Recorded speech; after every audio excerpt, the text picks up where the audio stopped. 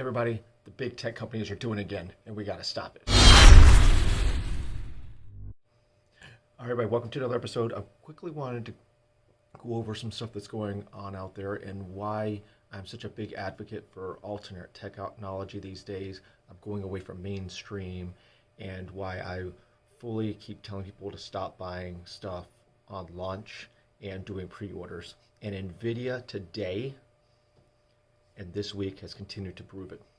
So one of my favorite reviewers, Hardware Unboxed, has been blacklisted by Nvidia so that they will no longer get reference or founders graphics cards, right? And basically what that means is basically one of the biggest and most positively influential reviewers out there for tech hardware and gaming PC hardware is not going to be getting day one hardware from Nvidia, who is the biggest name in graphics and only growing. That's not a good thing. It's not a good thing for you. It's not a good thing for me, and it surely isn't a good thing for them.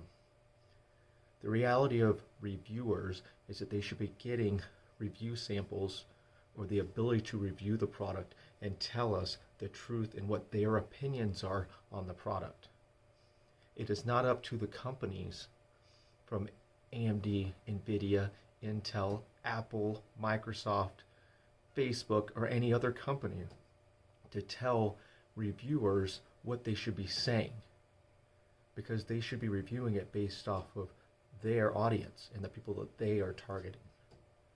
This wasn't more prevalent than it has been over the last couple of weeks with the M1 from Apple and how certain people got reviews, and once the better tech reviewers got a hold of everything, we started to see that there are some other things that need to be covered.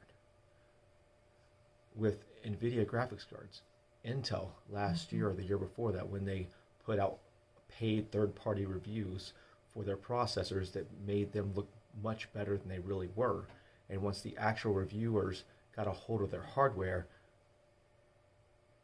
they hit the shan, and we realized that Intel wasn't nearly as good as they wanted to claim.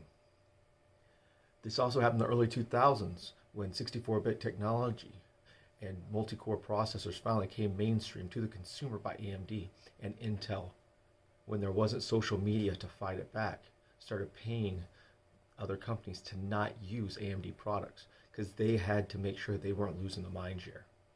And then we lost competition for many, many, many years, which also cost us the GPU segment, which was given to Nvidia, even though ATI and AMD were beating Nvidia for many, many, many years.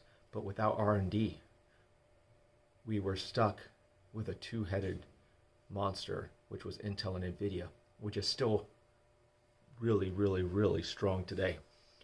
And as a person that sells these products and recommends these products and teaches my team members how to recommend products to other customers, I can't strongly recommend a lot of these products.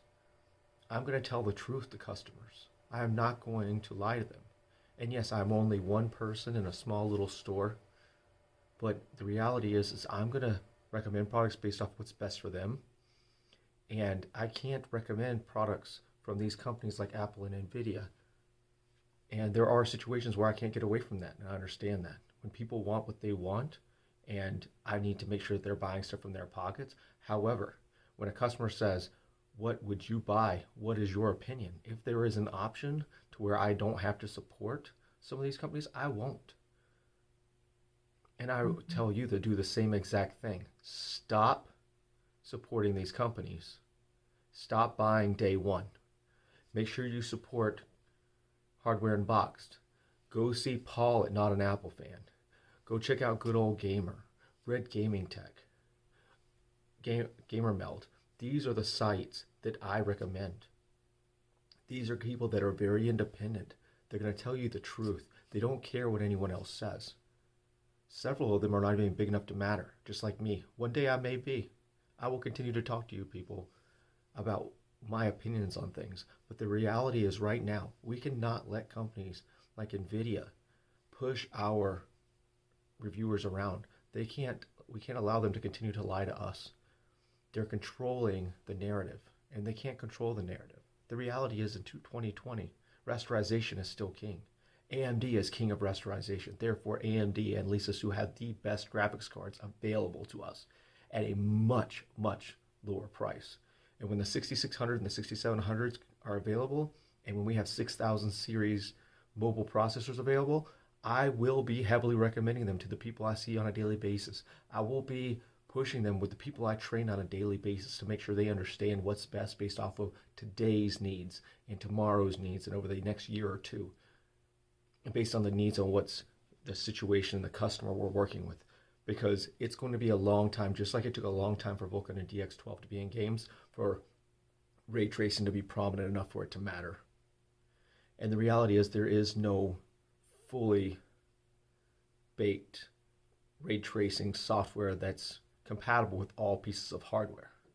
And until that happens, we won't see the truth. And as I told Paul on Twitter today, you want to really get back at Nvidia? Fine. You want to make rasterization the main thing? Everything, ray tracing, the thing you want to talk about? You want to forget rasterization and only talk about ray tracing? Your graphics card's only for ray tracing? Fine. From now on, turn ray tracing on every game with Nvidia. Turn it off for AMD because AMD is talking rasterization. Nvidia is talking about ray tracing. Fine. Because that's the experience they are trying to get us to have. And at the end of the day, whether it's rasterization versus rasterization or rasterization versus Nvidia's RTX, AMD is banking them all over the court.